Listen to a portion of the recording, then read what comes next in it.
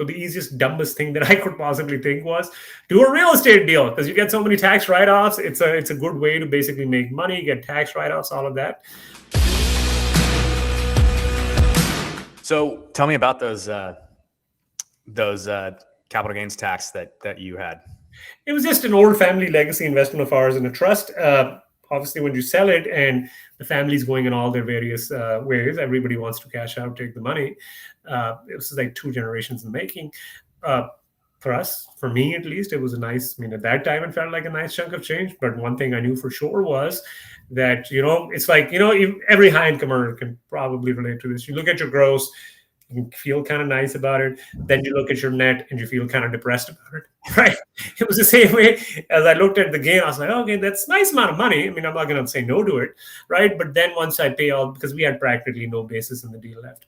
And what is my share going to be? What is the net going to be? And it was significantly less, right? And I was like, well, need to find some sort of solution for this. So the easiest, dumbest thing that I could possibly think was do a real estate deal because you get so many tax write-offs. It's a good way to basically make money, get tax write-offs, all of that. So that's kind of how I started, right? And initially the idea was, hey, should I look at retail, hospitality, office, multifamily? And just through the process of elimination, I got to multifamily. It was like hospitality is it's very cyclical. So kind of wasn't feeling that, right?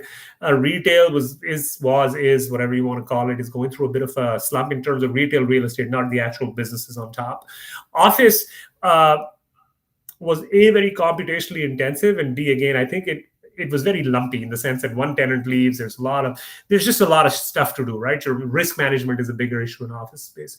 So that basically left multifamily because what I didn't want to do was get into, say, a vertical where, you buy smaller properties, right? Not that I'm buying really big properties, right? Guys do like way more volume than I do, right?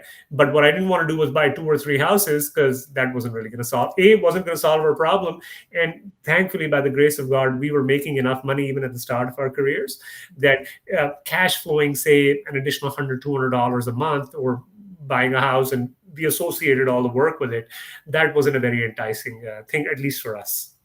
Yeah, absolutely. Yeah. And that makes perfect sense, right? Like, so a lot of this is process of elimination, right? As opposed to having like the big idea. It's like the big idea is to like be efficient on taxes and make money.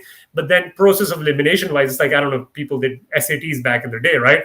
A lot of times you don't know the answer.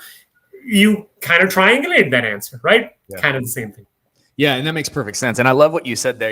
It's like you got really, excited about the gross and depressed about the net because it's absolutely true. And it's not what you make, it's what you keep. It's 100%. It's what you keep. Doesn't even matter what you make. It doesn't matter. And I try to explain that, and we've kind of coined this new phrase, tax flow versus cash flow, because at some point, right, like the taxes are going to eat into your profits so much, it makes the asset not worth as much. Man, it's not even that. Like, it's so funny, like, because again, a lot of people in our social circle are either, say, guys like my social circle, investment bankers, private equity guys.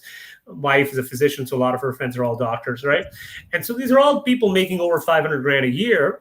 And on average, even people that live in low or no state income tax states, right?